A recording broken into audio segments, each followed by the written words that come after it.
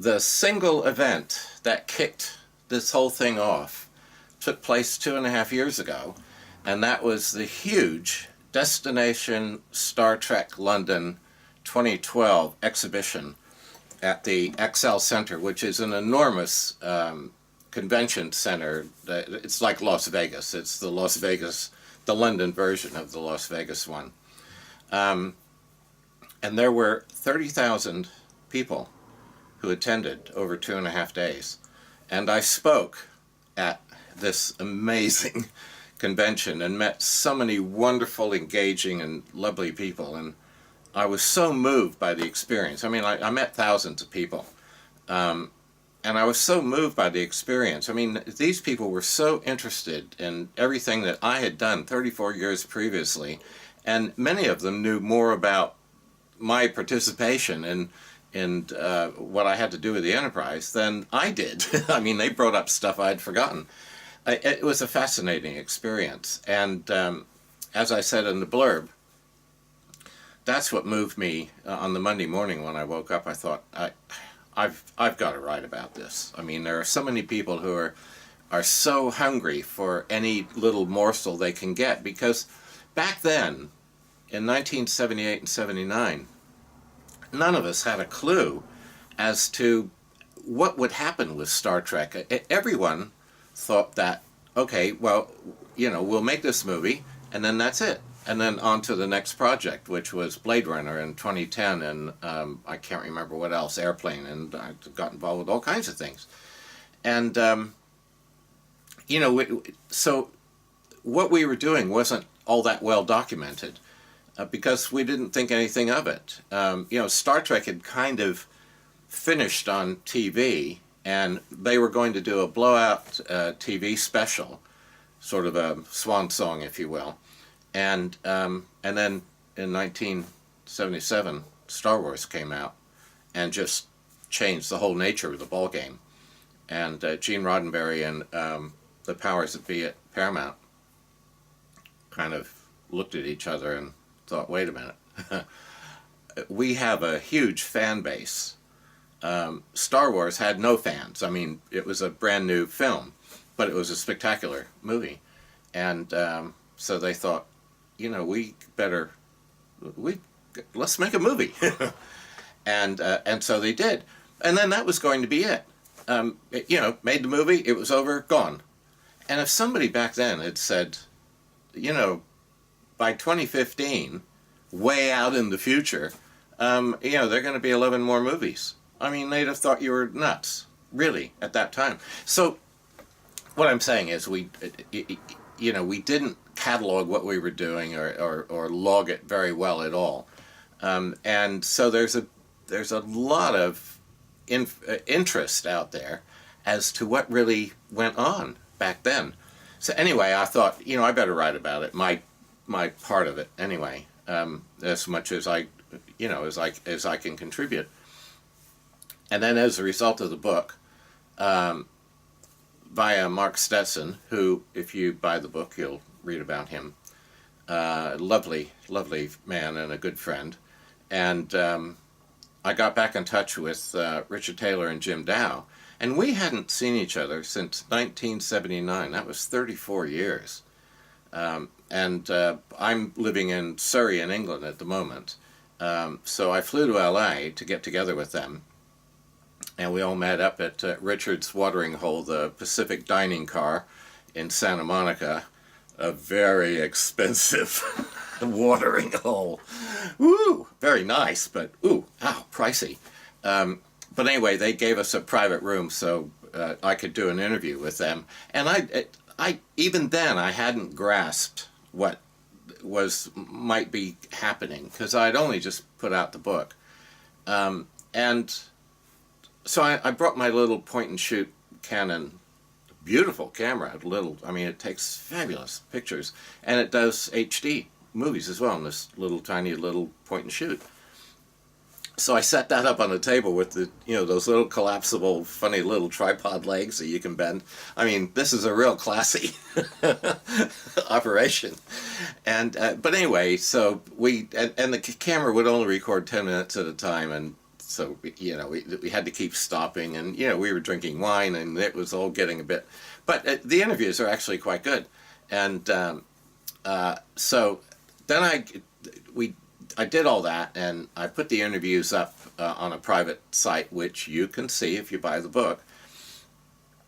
And then and we had wondered what happened to our original Enterprise, and so I said I would do some digging around, and Paramount had auctioned off a bunch of models, including the Enterprise, back in 2006, and it was in severely damaged, compromised condition. It was really embarrassing. It should never be seen in public, and thankfully it never will be, because it's in private hands, so that's fine. But the thing is, Star Trek has no Enterprise. I mean, it doesn't have its greatest symbol that every fan absolutely loves. Or at least that's what I got from, all the people who came up to me, and people who write to me, say, oh, it's, I'd love to see her again.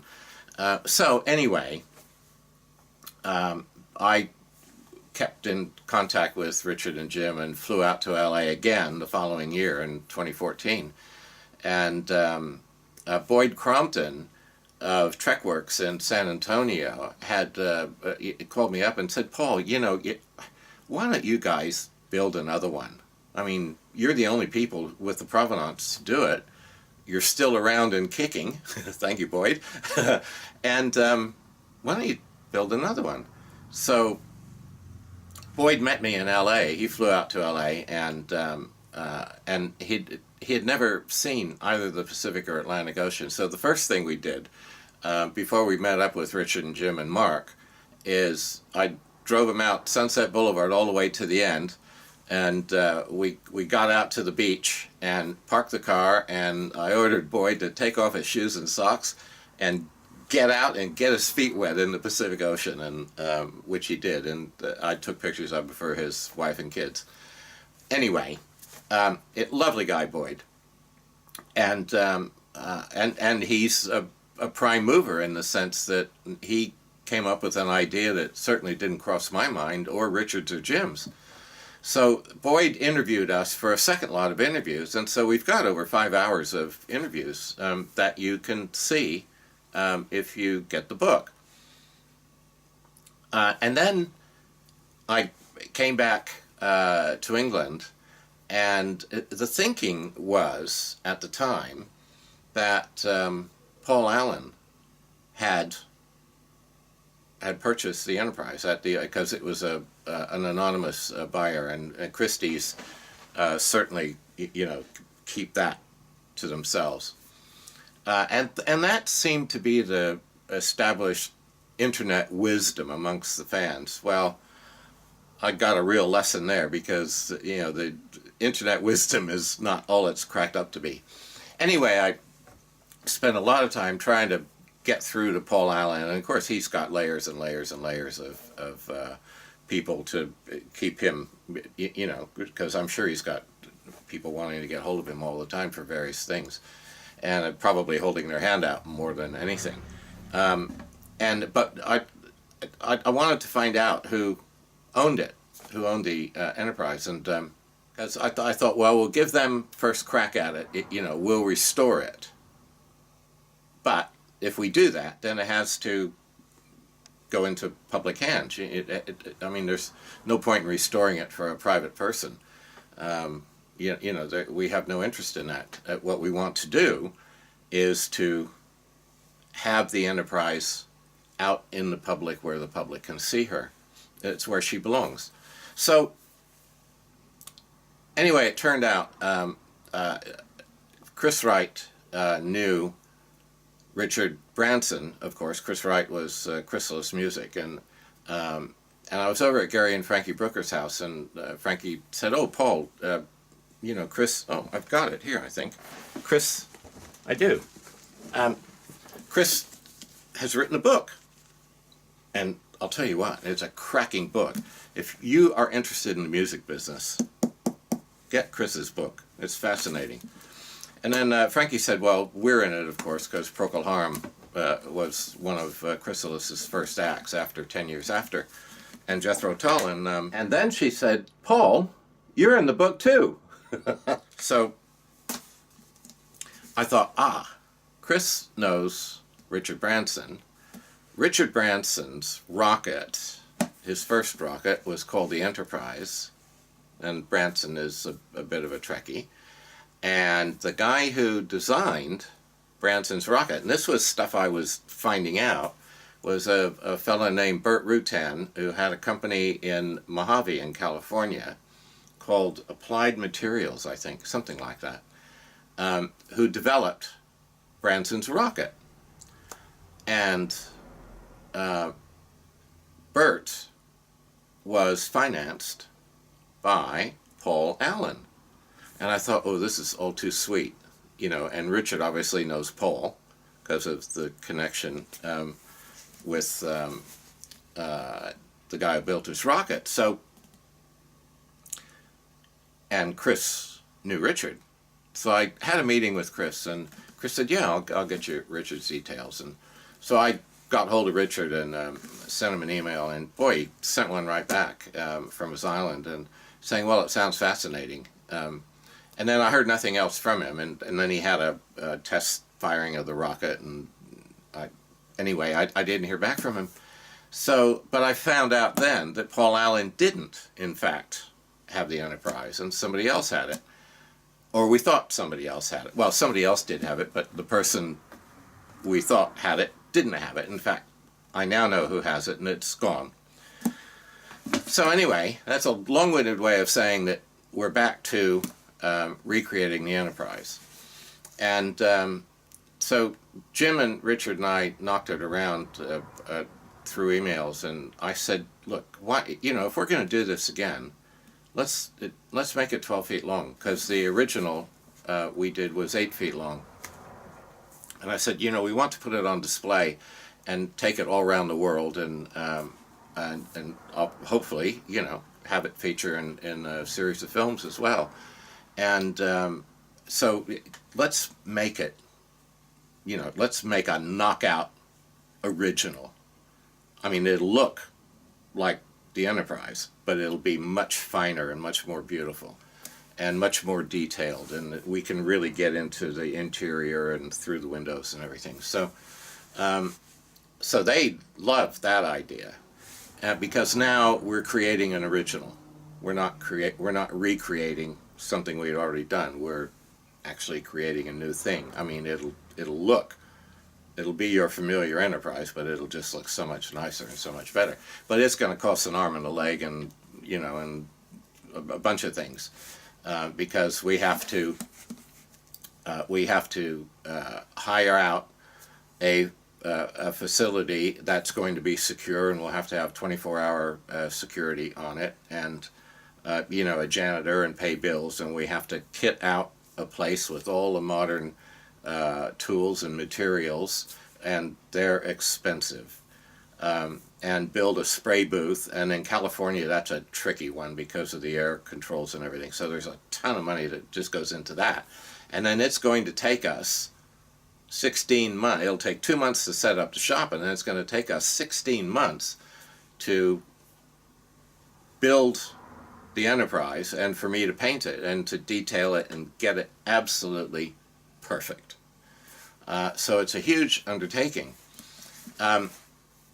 So then I said, well, we need to, obviously we need to raise the money. And so Richard and Jim said, fine, go ahead, Paul. So here I am digging a hole for myself. And so I thought, okay, what's the best way to do this? And so I developed all these premiums and designed a website and everything called 1701 Rebuild, and which is now defunct. But because this site goes live, to attract fans to contribute towards working capital, where I could hire a PR company who would then get the word out to fans all over the world, because by most estimates there are 50 million of you out there, and if I can just reach a fraction of you, we'll be able to do this. And I believe in obviously giving something back, and so if you'll look at all the premiums below, you'll see that, you know, for any contribution, you get a fair whack back, because that's only, you know, it's only right. And then you also have the satisfaction of knowing that you're helping us, and you become a member of the Hall of Fame, and there'll be all kinds of goodies that come along down the way for everyone who contributes. So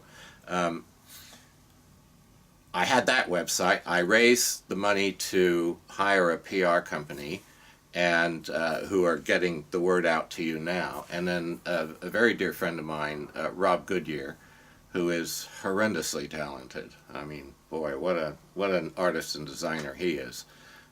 Designed this website. I mean, look at it.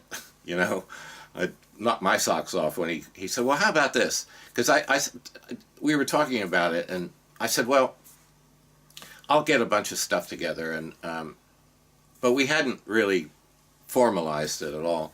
And about 6 hours later, he just sent me an email. He said, have a look at this. and here was this beautiful animation of the Project Enterprise and the ship coming in, and oh, you know, and I just thought, this is great. You know, things are really falling into place. And so here we are. And you know, and it's really up to you and your friends and all Star Trek fans all around the world, because this really needs to be done. I mean, Star Trek is without its greatest symbol, and the Enterprise is the most loved object and recognized object in the whole world. I mean, okay, the Mona Lisa is very recognized, so is the Tower of Pisa, but the Mona Lisa doesn't have a fan base of 50 million people, nor does the Tower of Pisa, or nor does anything else you can think of. The Statue of David, the Trevi Fountain, you know, I mean, it just, the Enterprise is unique. And she's gone.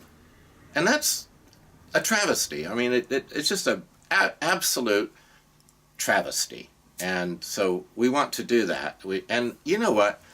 And for us as well, it'll be a wonderful legacy. I mean, what more could we do, you know, the three of us, than to recreate this beautiful, beautiful spaceship for the world, for all the fans and for all the world. And out of modern materials that will last for centuries. And quite frankly, when I finished airbrushing all the pearl detail on the Enterprise, it was always in a brightly lit room in a, you know, studio with neon lights everywhere, because I needed light everywhere for all the, you know, fine work well, everybody did, you know, the modelers, all the detailing they had to do with little dental tools and everything, because the camera lens was going to get right up next to it.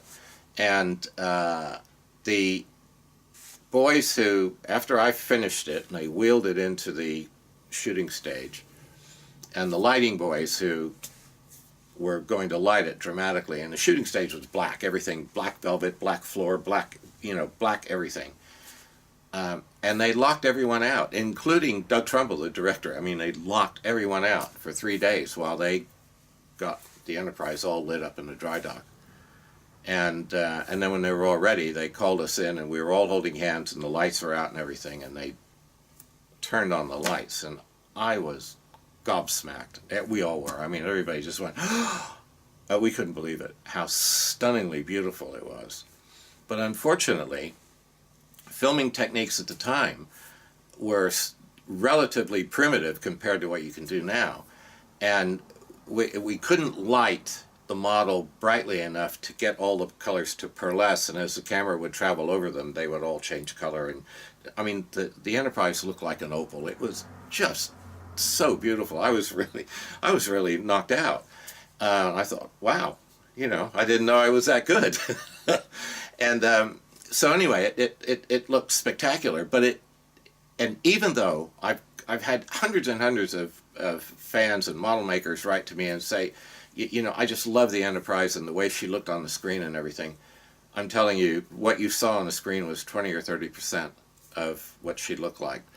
And even Darren Doctorman, who's been very kind, loaning us stills of his CGI enterprise that he used for the director's cut of Star Trek the Motion Picture to kind of enhance things a bit in certain shots.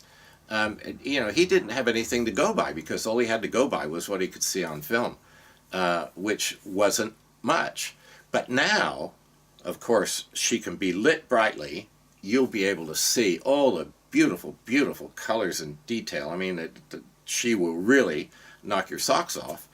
And we can isolate her from the background now using CGI, using computers, so we can get a nice, clean, what's called a matte, to drop in a background seamlessly, which we couldn't do before because that was all done using film techniques and white screen and green screen, and which is problematical at best. And in fact, you can see my hair is disappearing into the background. Okay, this is a primitive green screen setup. But so anyway, we have this opportunity. We have the skills, we have the desire, and all we need is the money. And as there are tens of millions of you out there, hopefully a fraction of you will contribute and you'll get something very nice back in return. So that's where we are. That's the history so far. And thank you very much. Bye-bye.